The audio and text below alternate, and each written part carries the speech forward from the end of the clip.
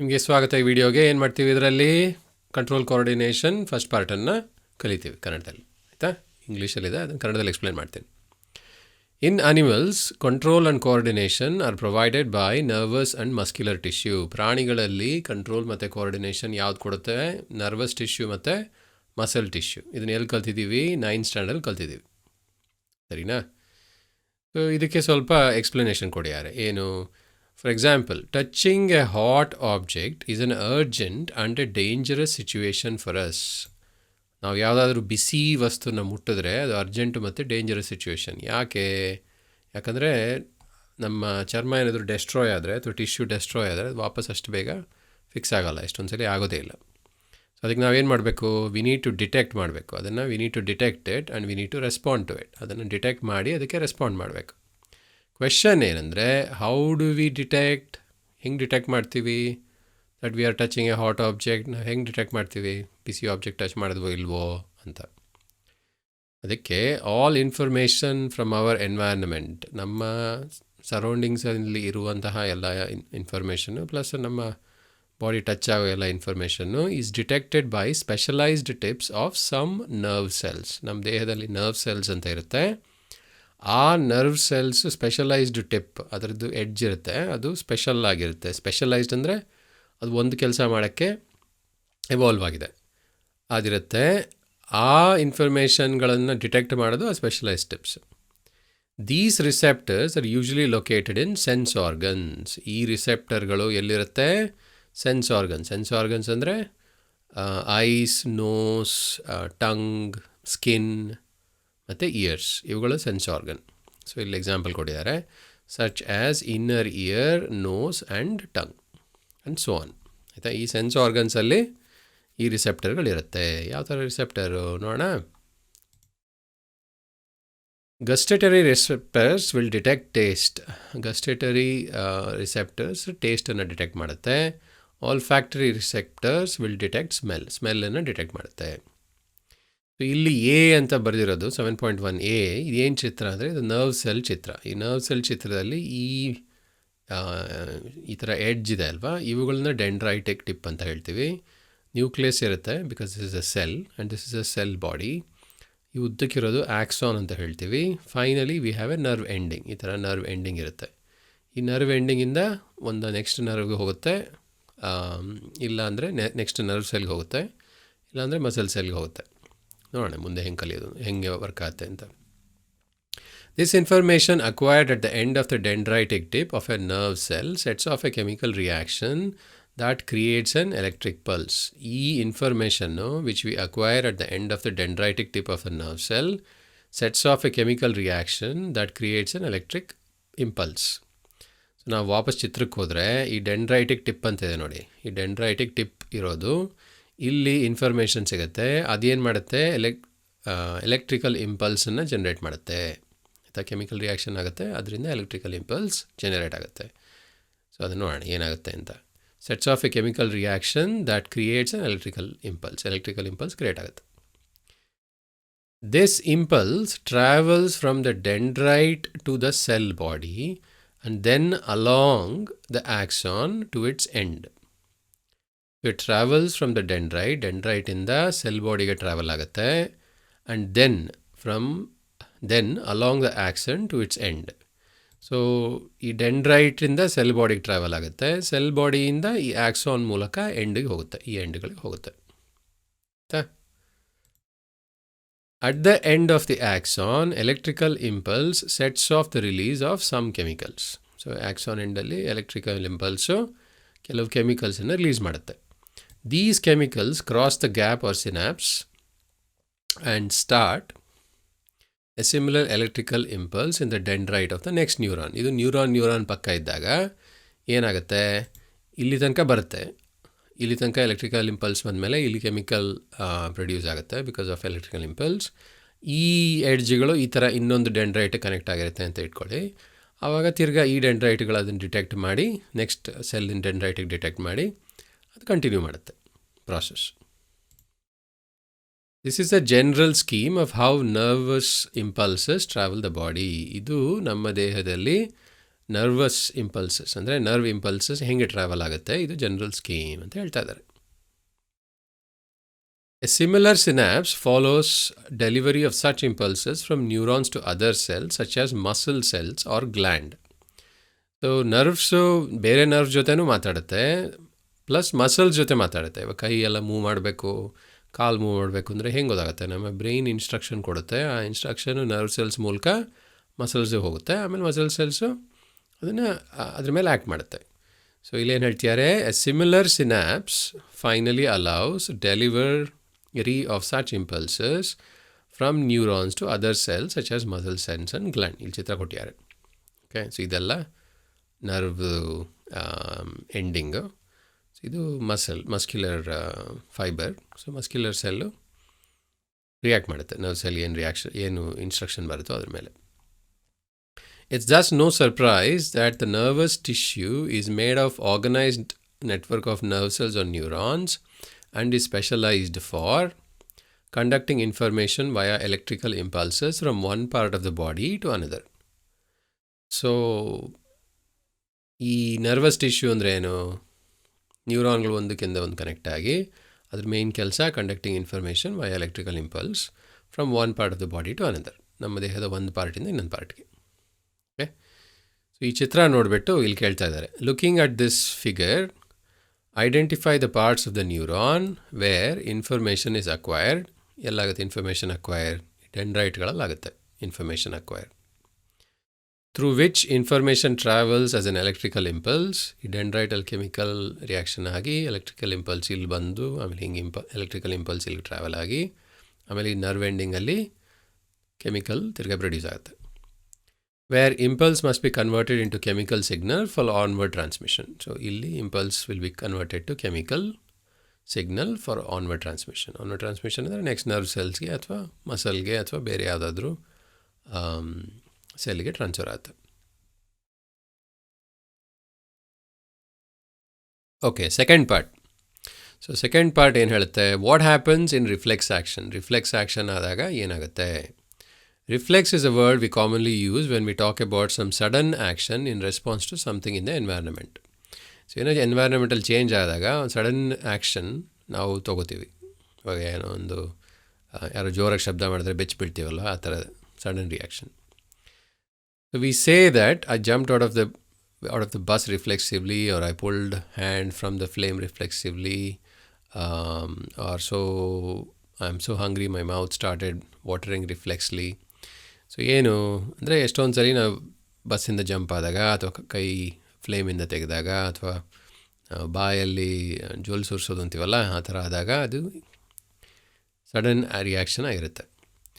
What do we exactly ಮೀನ್? ಏನಿದೆ ಅರ್ಥ?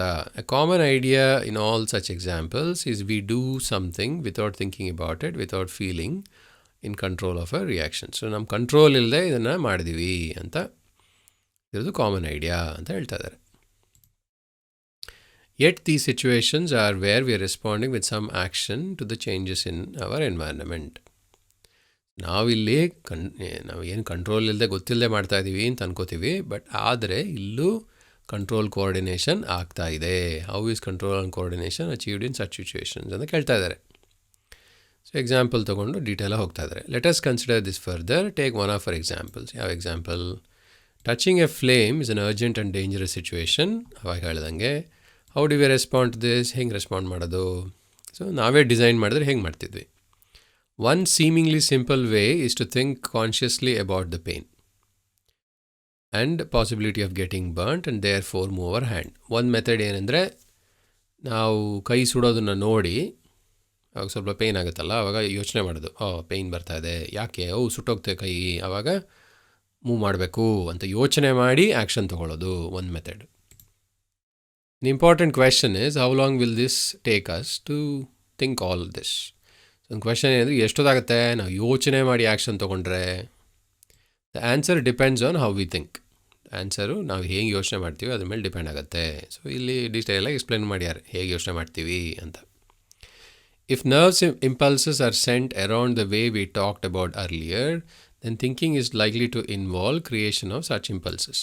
Nerve cells ಬಗ್ಗೆ ಮಾತಾಡಿದಾಗ ನಾವು ಹೇಳಿದ್ವಲ್ಲ, ಡೆಂಡ್ರೈಟ್ಗೆ ಗೊತ್ತಾಗುತ್ತೆ, ಅದು ಕೆಮಿಕಲ್ ಪ್ರೊಡ್ಯೂಸ್ ಮಾಡುತ್ತೆ, ಎಲೆಕ್ಟ್ರಿಕಲ್ ಇಂಪಲ್ಸ್ ಮಾಡುತ್ತೆ, ಅದೆಲ್ಲ ಮಾಡುತ್ತೆ ಅಂತ. Thinking is a complex activity, so it is bound to involve complicated interaction of many nerve impulses from many neurons. So thinking a complex activity, ಅದರಿಂದ complex interaction of nerve impulses from many neurons ಆಗುತ್ತೆ ಅಂತ ಹೇಳ್ತಾ ಇದ್ದಾರೆ. If this is the case, it is no surprise that thinking tissue in our body consists of dense networks of intricately arranged neurons. So ನಮ್ಮ thinking tissue ಇದೆಲ್ಲ, thinking tissue dense ಆಗಿ network, so ಹತ್ತತ್ರ ಇರೋ ನ್ಯೂರಾನ್ಗಳು connect ಆಗಿರೋಂಥ network ಆಗಿರುತ್ತೆ. It sits in the forward end of the skull. ನಮ್ಮ ಮೆದುಳು ತಲೆ ಬುರುಡೆ ಒಳಗೆ, ಸ್ಕಲ್ ಒಳಗೆ ಮೆದುಳು ಮುಂದಿನ ಪಾರ್ಟಲ್ಲಿ ಇರುತ್ತಂತೆ. It receive signals from all over the body which it thinks about before responding to them. ಅದು ನಮ್ಮ ದೇಹದ ಎಲ್ಲ ಪಾರ್ಟಿಂದ ಸಿಗ್ನಲ್ ಬರುತ್ತಂತೆ, ಅದನ್ನು ಯೋಚನೆ ಮಾಡಿ ರೆಸ್ಪಾಂಡ್ ಮಾಡುತ್ತಂತೆ. ಓಕೆ, ಸೊ ಬೇಸಿಕ್ಲಿ ಇಲ್ಲಿ ಏನು ಹೇಳ್ತಿದ್ದಾರೆ ಅಂದರೆ, ನಾವು ಯೋಚನೆ ಮಾಡುವಂತಹ ಪಾರ್ಟು ಥಿಂಕಿಂಗ್ ಟಿಶ್ಯೂ ಅಂತ ಏನು ಹೇಳ್ತಾ ಇದ್ದಾರೆ ಇಲ್ಲಿ, ಅದು ತುಂಬಾ ಡೆನ್ಸ್ ನೆಟ್ವರ್ಕ್, ಡೆನ್ಸ್ ಅಂದರೆ ಹತ್ತತ್ರ ಇರೋ ನ್ಯೂರಾನ್ ನೆಟ್ವರ್ಕ್ ಆಗಿರುತ್ತೆ. ಅದು ನಮ್ಮ ತಲೆಯ ಮುಂದಿನ ಪಾರ್ಟಲ್ಲಿರುತ್ತೆ, ಅದು ಎಲ್ಲ ದೇಹದ ಪಾರ್ಟಿಂದ ಸಿಗ್ನಲ್ ಬರುತ್ತೆ, ಆಮೇಲೆ ಯೋಚನೆ ಮಾಡಿಬಿಟ್ಟು ರೆಸ್ಪಾನ್ಸ್ ಹೇಳುತ್ತೆ ಏನು ಮಾಡಬೇಕು ಅಂತ. Obviously, in order to receive these signals, this thinking part of the brain in the skull must be connected to nerves coming from various parts of the body. So, all part in the connect agirbeku thinking part. Similarly, if this part of the brain is to instruct muscles to move, nerves must carry signal back to different parts of the body. So, dehada ella part inda barabeku nerves. ಅದೇ ಥರ ಅದೆಲ್ಲ part ಹೇಳಬೇಕು ಅಂದರೆ ಏನು ಮಾಡಬೇಕು ಅಂತ ಎಲ್ಲ ಮಸಲ್ಗೂ ಈ ಪಾರ್ಟಿಂದ ಕನೆಕ್ಷನ್ ಇರಬೇಕು. If all of this has to be done when we touch a hot object, it may take enough time for us to get burnt. ಇದಿಷ್ಟು ಆಗಬೇಕು ಅಂದರೆ ನಾವು ಕೈ ಹತ್ರ ಏನು ಮುಟ್ಟಿದಾಗ ಸುಡೋಕ್ಕೆ ಶುರುವಾಗುತ್ತೋ, ಆ ಇನ್ಫಾರ್ಮೇಷನ್ ತಲೆಗೆ ಹೋಗಿ ತಲೆ ಅದ್ರ ಬಗ್ಗೆ ಯೋಚನೆ ಮಾಡಿ ಆಮೇಲೆ ಅದು ವಾಪಸ್ ಕೈಗೆ ಹೇಳಬೇಕು, ಎತ್ತಪ್ಪ ನಿನ್ನ ಕೈ ಸುಡ್ತಾ ಇದೆ ಅಂತ ಹೇಳಿದ್ರೆ ತುಂಬ ಟೈಮ್ ಆಗಿಬಿಡ್ಬೋದು, ಸುಟ್ಟೋಗ್ಬೋದು. How does the design of the body solve this problem? ಈ ಥರ ಕಾಂಪ್ಲಿಕೇಟೆಡ್ ಡಿಸಿಷನ್ ಮೇಕಿಂಗ್ ಮಾಡಿದ್ರೆ, ಸ್ಲೋ ಆಗಿ ಮಾಡಿದ್ರೆ ಕೈ ಸುಟ್ಟೋಗ್ಬೋದು. ಇದನ್ನು ಹೆಂಗೆ ಸಾಲ್ವ್ ಮಾಡೋದು? ಅದಕ್ಕೆ ಏನು ಮಾಡುತ್ತೆ ನೋಡೋಣ. Rather than having to think about the sensation of the heat, ನಾವು ಯೋಚನೆ ಮಾಡೋ ಬದಲು, if the nerves that detect heat were connected with the nerves that move muscles in a simpler way, ಯಾವ ನರ್ವ್ಸು ಬಿಸಿಯನ್ನು ಡಿಟೆಕ್ಟ್ ಮಾಡುತ್ತೋ, ಸುಡ್ತಾ ಅಂತ detect ಮಾಡುತ್ತೋ, ಅದು ಯಾವ ನರ್ವ್ಸು ಮಸಲ್ಗಳನ್ನ ಮೂವ್ ಮಾಡುತ್ತೋ ಅದು ಕನೆಕ್ಟ್ ಆಗಿರೋದು, ಅವೆರಡು ಕನೆಕ್ಟ್ ಆಗಿದ್ದರೆ the process of detecting the signal or the input and responding to it by the output action might be completed quickly. So ಇವೆರಡು ಕನೆಕ್ಟ್ ಆಗಿದೆ ಅಂತ ಇಟ್ಕೊಳ್ಳಿ. ಯಾವುದು ಹೀಟ್ ಯಾವುದು ಡಿಟೆಕ್ಟ್ ಮಾಡುತ್ತೋ ಮತ್ತು ಯಾವುದು ಮಸಲ್ ಆ್ಯಕ್ಷನ್ ಮೂವ್ ಮಾಡು ಅಂತ ಹೇಳುತ್ತೋ ಅವೆರಡು ಕನೆಕ್ಟ್ ಆಗಿದ್ದರೆ ಚಕ್ ಅಂತ ಆಗ್ಬೋದು. ಅಲ್ಲೇ ಚಕ್ಕಂದು ಹೀಟನ್ನು ಡಿಟೆಕ್ಟ್ ಆಗುತ್ತೆ, ಅಲ್ಲೇ ಚಕ್ಕಂದು ಮೂವ್ ಆಗುತ್ತೆ. ಆ ಥರ ಕನೆಕ್ಷನನ್ನು ರಿಫ್ಲೆಕ್ಸ್ ಆರ್ಕ್ ಅಂತ ಹೇಳ್ತಾರೆ. Such connection is commonly called as reflex arc. Such connection is commonly called reflex arc. Reflex arc ಅಂದರೆ ಯಾವುದು ಏನೋ ಪ್ರಾಬ್ಲಮ್ ಇನ್ಫಾರ್ಮೇಷನ್ ಡಿಟೆಕ್ಟ್ ಮಾಡುತ್ತೋ, ಹೀಟ್ ಇದೆ, ಏನೋ ಪ್ರಾಬ್ಲಮ್ ಇದೆ ಡಿಟೆಕ್ಟ್ ಮಾಡುತ್ತೋ, ಯಾವುದು ಅದರಿಂದ ಪ್ರಾಬ್ಲಮನ್ನು ಸಾಲ್ವ್ ಮಾಡುತ್ತೋ, ಅಂದರೆ ಕೈ ಮೂವ್ ಮಾಡೋದು, ಮಸಲ್ ಕನೆಕ್ಟ್ ಆಗಿರುತ್ತೋ, ಅವೆರಡು ನರ್ವ್ಗಳು ಕನೆಕ್ಟ್ ಆಗಿದ್ದರೆ ಅದಕ್ಕೆ ರಿಫ್ಲೆಕ್ಸ್ ಆರ್ಕ್ ಅಂತ ಹೇಳ್ತೀವಿ. Where should the reflex arc connections be made between the input nerve and the output nerve? ಇದು ಕ್ವೆಶ್ಚನ್. ಎಲ್ಲಾಗಬೇಕು ಈ ಕನೆಕ್ಷನ್ನು? The best place of course would be at the point where they first meet each other. Best place ಎಲ್ಲಂದರೆ ಎಲ್ಲಿ first meet ಆಗುತ್ತೆ ನರ್ವ್ಗಳು. Nerves from all over the body meet in a bundle in a spinal cord on their way to the brain. ನಮ್ಮ ಬೆನ್ನಿನ ಎಲುಬು ಅಲ್ಲಿ spinal cord ಅಂತ ಇರುತ್ತೆ. ಆ ಸ್ಪೈನಲ್ ಕಾರ್ಡಲ್ಲಿ ಫಸ್ಟ್ ಮೀಟ್ ಆಗೋದು ಎಲ್ಲ nerves. Reflex arcs are formed in the spinal cord itself, although the information input also goes to reach the brain. So ಆ ರಿಫ್ಲೆಕ್ಸ್ ಆರ್ಕ್ಗಳು ಸ್ಪೈನಲ್ ಕಾರ್ಡ್, ನಾವು ಬೆನ್ನೆಲುಬಲ್ಲಿ ಏನು ನರ್ವ್ಸ್ ಇದೆಯೋ ಅಲ್ಲಿ ಫಸ್ಟ್ ಫಾರ್ಮ್ ಆಗುತ್ತೆ. ಇನ್ಫಾರ್ಮೇಷನ್ ಮುಂದೆನೂ ಹೋಗುತ್ತೆ ಬ್ರೈನ್ಗೆ, ಆದರೆ ಇಂಪಾರ್ಟೆಂಟ್ ಏನಂದರೆ ಸ್ಪೈನಲ್ ಕಾರ್ಡಲ್ಲೇ ಅದು ಆರ್ಕು ಫಾರ್ಮ್ ಆಗೋದು. Of course, the reflex arcs have evolved in animals because of the thinking process of the brain is not fast enough. ಏನಕ್ಕೆ ರಿಫ್ಲೆಕ್ಸ್ ಆಗಬೇಕು? ಅವಾಗ ಹೇಳ್ದಂಗೆ ನಾವು ಯೋಚನೆ ಮಾಡ್ತಾ ಕೂತ್ರೆ ಟೈಮ್ ಜಾಸ್ತಿ ಆಗಿಬಿಡುತ್ತೆ, ಕೈಗೆ ಸುಟ್ಟೋಗುತ್ತೆ. ಅದರಿಂದ ರಿಫ್ಲೆಕ್ಸ್ ಆರ್ಕ್ ನಮ್ಮದ್ರಲ್ಲಿ ಎವಾಲ್ವ್ ಆಗಿದೆ. In fact many animals have very little R none of the complex neural network needed for thinking. ಇದು ನಾವಾದರೂ ಓಕೆ, ನಾವು ಯೋಚನೆ ಮಾಡಿ ನಾವು ಮಾಡ್ಬೋದು. ಎಷ್ಟೊಂದು ಪ್ರಾಣಿಗಳಿಗೆ ನಮ್ಮಷ್ಟು ಯೋಚನೆ ಮಾಡೋ ಶಕ್ತಿ ಇರಲ್ಲ. ಸೊ ಅವುಗಳೇನು ಮಾಡಬೇಕು? ಅವುಗಳಿಗೆ ರಿಫ್ಲೆಕ್ಸ್ ಆರ್ಕ್ ಇಲ್ಲ ಅಂದರೆ ಅವುಗಳು ಡೇಂಜರಲ್ಲಿ ಅದಕ್ಕೆ ಹಾನಿಯಾಗೋ ಚಾನ್ಸಸ್ ಜಾಸ್ತಿ ಇರುತ್ತೆ. So it's quite likely that the reflex arcs have evolved as efficient ways of functioning in absence of true thought process. ಅಂದರೆ ರಿಫ್ಲೆಕ್ಸ್ ಆರ್ಕ್ ಏನಕ್ಕೆ ಎವಾಲ್ವ್ ಆಗಿದೆ? ಯಾಕಂದರೆ ಎಲ್ಲ ಪ್ರಾಣಿಗಳು ನಮ್ಮಷ್ಟು ಯೋಚನೆ ಮಾಡೋಕ್ಕಾಗಲ್ಲ, ಪ್ಲಸ್ ಯೋಚನೆ ಮಾಡೋಕ್ಕೋದ್ರೂ ಟೈಮ್ ಆಗಿಬಿಡುತ್ತೆ. ಸೊ ಆದ್ದರಿಂದ ಅದು ಎವಾಲ್ವ್ ಆಗಿದೆ ಅಂತ ಹೇಳ್ತಾ ಇದ್ದಾರೆ. However, even after complex neural networks have come to existence, the reflex arcs continue to be more efficient for quick responses. ನಮ್ಮ ದೇಹದಲ್ಲಿ ಕಾಂಪ್ಲೆಕ್ಸ್ ನ್ಯೂರಲ್ ನೆಟ್ವರ್ಕ್ ಇದ್ದು ಆವಾಗಲೂ ರಿಫ್ಲೆಕ್ಸ್ ಆರ್ಕ್ ಯಾಕಿದೆ ಅಂದರೆ, ಯಾಕಂದರೆ ಬೇಗ, ಎಫಿಷಿಯೆಂಟ್ ಅಂದರೆ ಬೇಗ ಚಕ್ ಅಂತ ರೆಸ್ಪಾನ್ಸ್ ಕೊಡ್ಬೋದು, ಕ್ವಿಕ್ ರೆಸ್ಪಾನ್ಸ್ ಕೊಡ್ಬೋದು. ಅದಕ್ಕೆ ನಮ್ಮದ್ರಲ್ಲಿ ರಿಫ್ಲೆಕ್ಸ್ ಆರ್ಕ್ ಇರುತ್ತೆ ಅಂತ ಹೇಳ್ತಿದ್ದಾರೆ. ಇದು ರಿಫ್ಲೆಕ್ಸ್ ಆರ್ಕಿನ ಎಕ್ಸಾಂಪಲ್ ಕೊಟ್ಟಿದ್ದಾರೆ.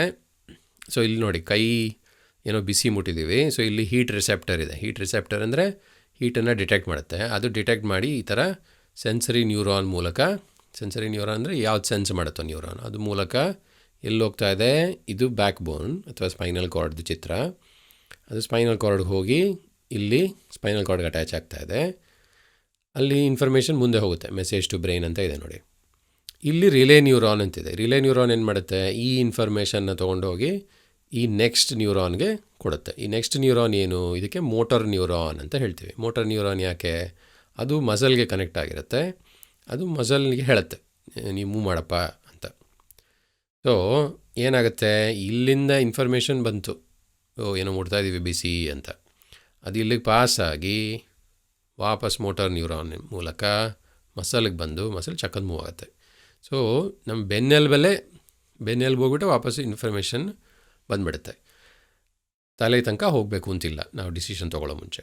ಇದಕ್ಕೆ ರಿಫ್ಲೆಕ್ಸ್ ಆರ್ಕ್ ಅಂತ ಹೇಳ್ತೀವಿ. ಸರಿನಾ?